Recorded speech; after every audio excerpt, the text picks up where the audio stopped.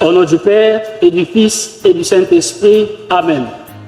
Frères et sœurs dans le Seigneur, Shalom. Nous célébrons aujourd'hui le premier dimanche de Pâques, jour de la résurrection de notre Seigneur et Sauveur Jésus-Christ. La première lecture est tirée du livre des Actes des Apôtres, chapitre 10, versets 34, puis 37 à 43. Nous méditons le psaume 117. La deuxième lecture est tirée de la lettre aux Colossiens, chapitre 3, les 4 premiers versets. Et l'évangile selon Saint Jean, chapitre 20, les 9 premiers versets. Pour notre méditation, nous avons comme thème le tombeau vide. En effet, la fête de Pâques est le fondement de notre foi chrétienne. Elle nous rappelle la victoire de la vie sur la mort, l'œuvre de la rédemption accomplie par le Christ Jésus. Et la première bonne nouvelle de la réalité du Christ ressuscité, c'est le tombeau vide, l'événement central de la foi chrétienne primitive. C'est le sommet, la source et la raison d'être de notre foi. Car, nous dit Saint Paul, si le Christ n'était pas ressuscité, vaine serait aussi notre foi. 1 Corinthiens 15, 14. Tandis que le vendredi saint, l'on se moquait de lui, croyant que tout était fini et qu'il avait été éliminé. Aujourd'hui, venant à la tombe, Marie-Madeleine constate que le tombeau est vide. Jean 21. C'est une joie immense parce que le juste est ressuscité d'entre les morts. Dieu a donc manifesté sa victoire sur la force du mal.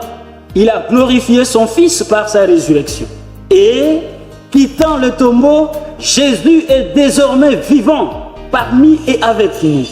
Dès lors, se fait retentir ce beau refrain pascal.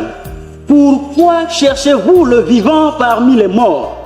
Il n'est pas ici, mais il est ressuscité. Luc 24, 5 à 6.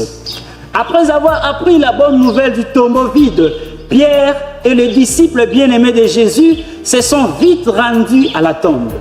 Pierre entre le premier et le disciple bien-aimé le suit. Dès que ce dernier a vu, il a cru. Voilà, frères et sœurs, le mystère pascal n'a de sens que lorsqu'il rencontre un cœur prédisposé à la foi, dont Saint Pierre résume le contenu dans la première lecture. Jésus a fait du bien partout où il passait, mais il a souffert. Il est mort et a été mis au tombeau. Et le troisième jour, Dieu l'a ressuscité d'entre les morts et nous en sommes témoins. Acte 10, 37 à 40.